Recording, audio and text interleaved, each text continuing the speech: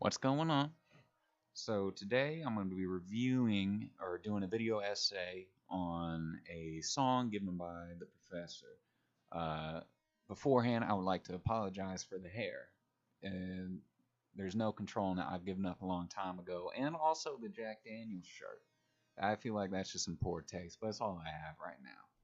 But in doing the video essay to a song, I want to analyze just about every bit of it.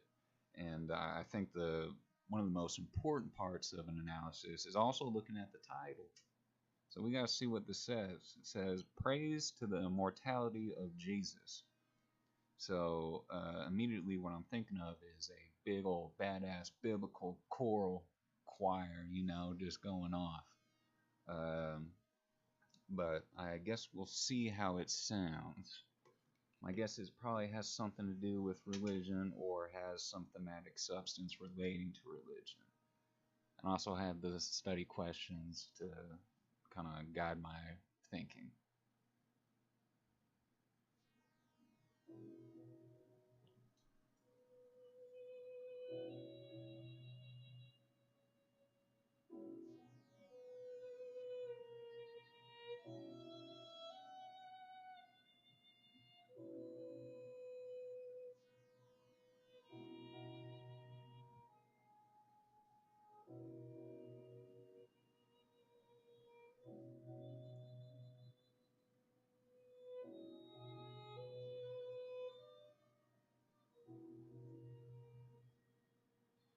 I'm gonna stop it right there because I already kind of noticed something.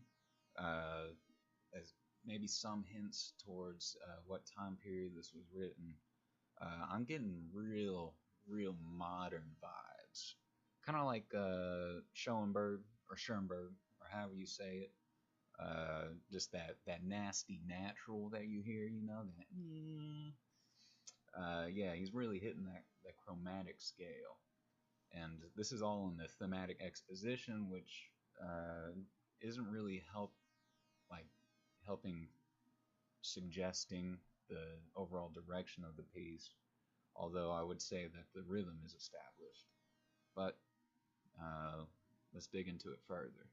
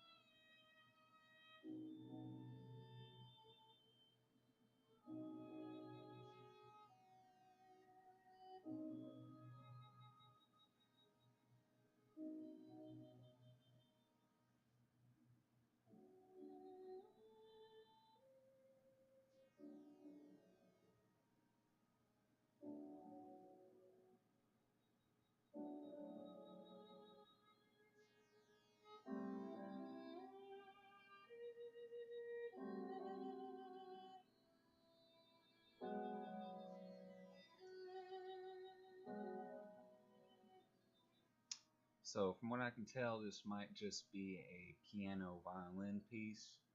It says quartet on there, but I haven't picked up four of anything really. So, um, I think an important thing to ask is, and this might sound like seem a little ridiculous, but ask why can't we just do it all on the piano? And I think this piece is doing a good job of explaining why and the microtonalities that are available to the violin that would otherwise be unavailable to something like the piano, even though it has the breath to perform kind of just like every other instrument. But that's the downside of being a percussive instrument, whereas the violin would outperform it with all these like slow, kind of like descending actions between like B flat and regular B, natural B, I mean. And I guess that's the cool part about a violin is that you have something called microtonalities about them. And I've met some of these guys who play violin who have like what is it called? Where they can like pick up tones, so they can tell you like, oh, that's B flat, 100%. and they had this down to like the microtonality, which is insane. They're like, yeah, that's half a semitone. I said, what the hell does that mean? But otherwise, it sounds like a piano drone and the violin just kind of going off on this weird ass melody that it's got. Otherwise, it seems like the rhythm of the melody hasn't really deviated from the thematic exposition that was established in maybe like the first 30 seconds of the song. But very slow. This is almost deathly slow. So let's keep it going.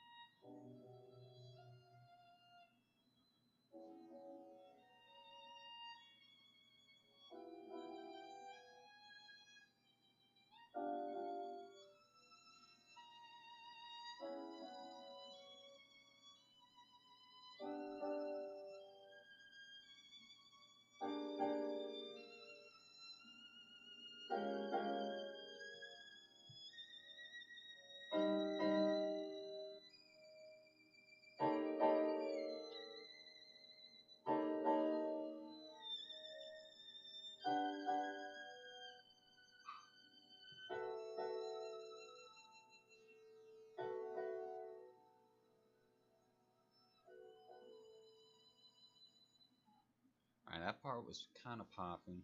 Although the piano, I think it did it on purpose, but the dissonance that was present in the harmony was almost overbearing. If I had to put a time, like when this was written on it, I would say maybe the 60s. That's my guess. This feels like postmodern. Uh, I can't help but draw similarities between Schoenberg's 12-tone theory. It just feels the same. I don't know if it is, but I remember listening to Transfigured Night one day and just feeling weird. And I'm getting similar feelings to this, which kind of begs the question why this might be called Praise the Immortality of Jesus. I have the sheet music pulled up right here to help me out a little bit, but I see that it's written in what could either be C sharp minor or E major, yeah. And it's kind of hard to tell what key it's in. I mean, it could be the relative minor of E major, which is C sharp minor, but the kind of laissez-faire style of it kind of leaves some questions to be answered, which I guess promotes this overall feeling of tension, which I'm feeling pretty heavily. I want some resolution from this song, so let's see if we can find it.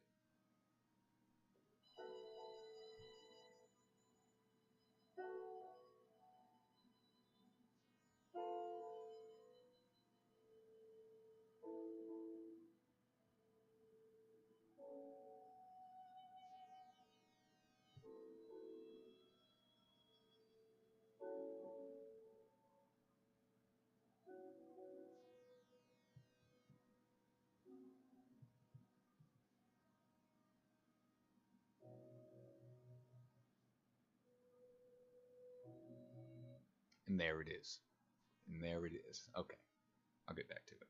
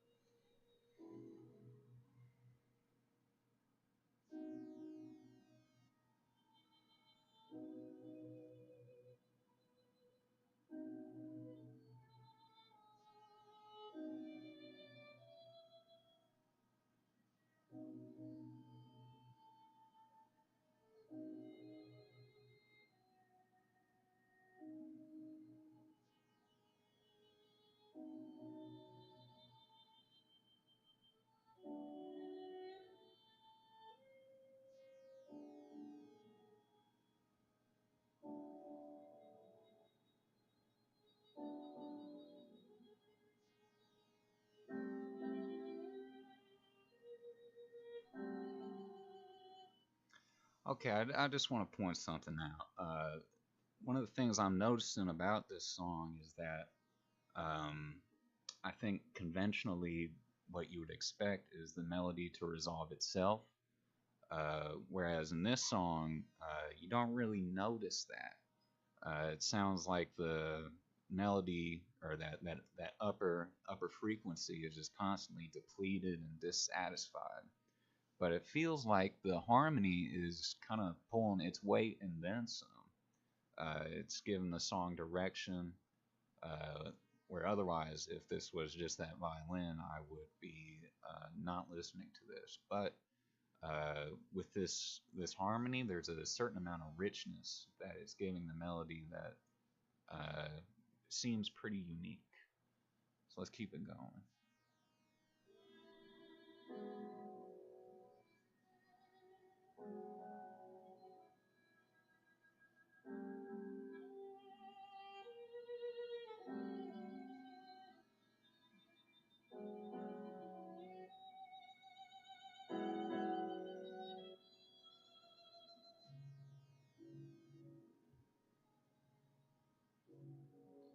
And it's funny that I say that, and it just sounds like the melody resolves itself just right there. But otherwise, that was very prolonged resolution.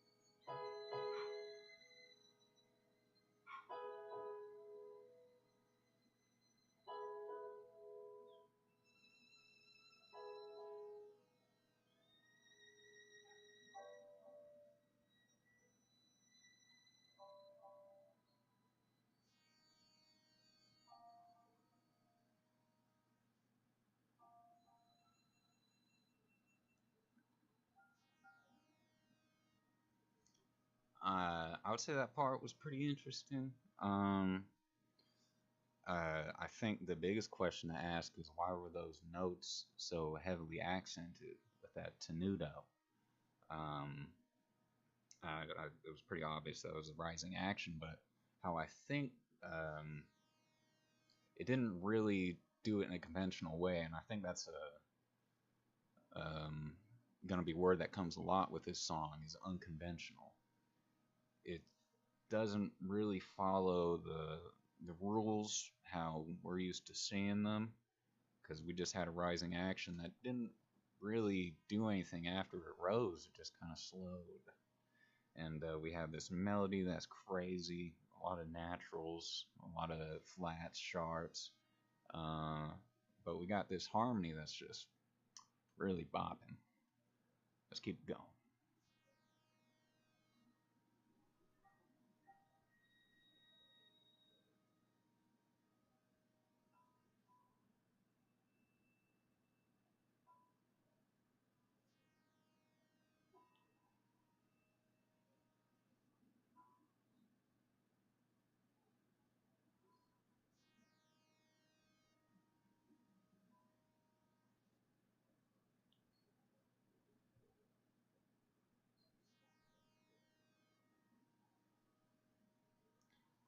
I don't know if it stopped or it just got so quiet that I can't hear it no more. Uh, let's see.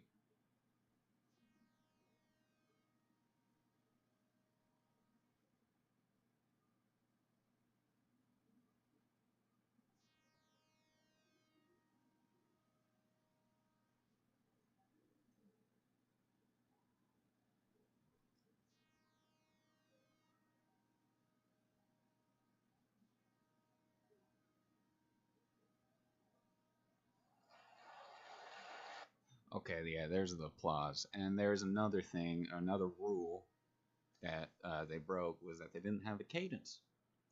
I couldn't tell if it was over or not, you know? I was sitting there thinking that maybe they're going to come back in. Um, but I would say all around this is, I guess depending on when it was written, is a real groundbreaker. But uh, I would say this is completely dissimilar to most of the music I listen to, mostly on account of basically everything I went over previously. Is that this is just so unconventional, even though it like fills in all the checks for a good music piece. It just isn't anything I've ever listened to before. The closest thing I would draw a line to with it would be Schoenberg's work out of the Second Viennese School of Music, and he wrote some crazy stuff. It's hard to follow, and I'm pretty sure anyone who listens to it is just saying that to sound all smart and shit. But most because it's just so unapproachable, that whole 12-tone theory stuff, for the musician and the listener as well. But this had a certain approachability to it. I don't know if it was the religious undertones. If we were to look back at the title, which is Praise to the Immortality of Jesus, that could be fit into the melody, I guess. It's kind of hard to tell. It's definitely close. I could feel some sort of breadth to it, some width to the harmony more specifically, but the melody seemed cold and constrained, and the harmony was just there to amplify it, tell you what to feel, you know? But in terms of the elements, I would say there was two instruments, just a piano, just hitting some doubles, you know? Boom, boom, boom, boom.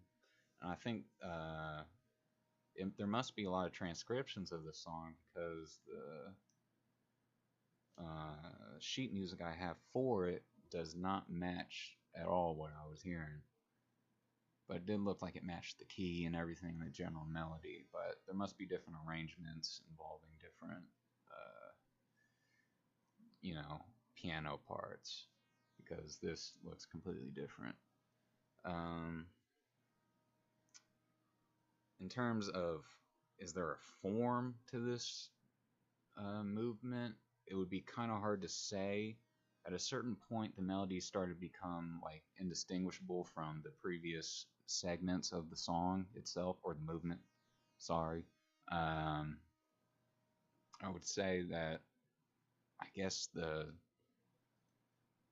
best form it had would just no, it didn't really have a form, or at least not one that I can remember. It was just one, motif is up, down,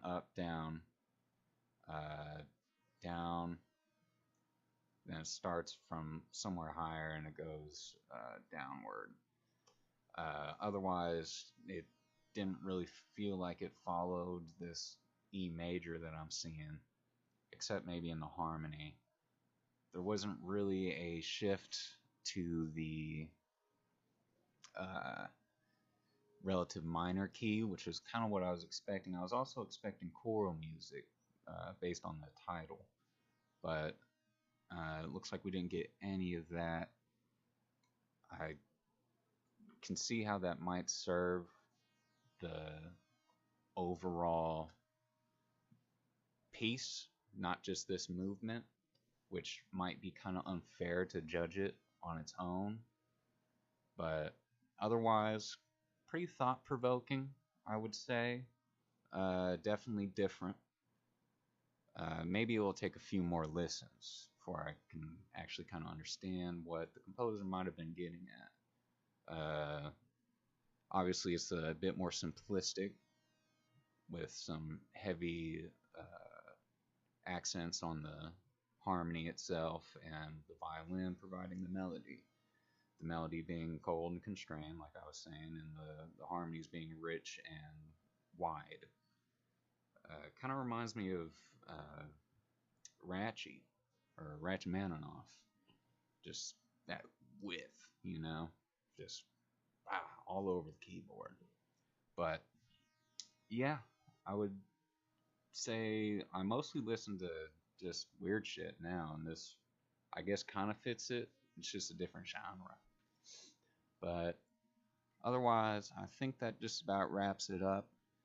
I haven't heard of this composer before, and I might be looking into exploring it, because I definitely hear similarities to things that I do enjoy, and it's just kind of like that abstract abrasiveness. But this will conclude this video.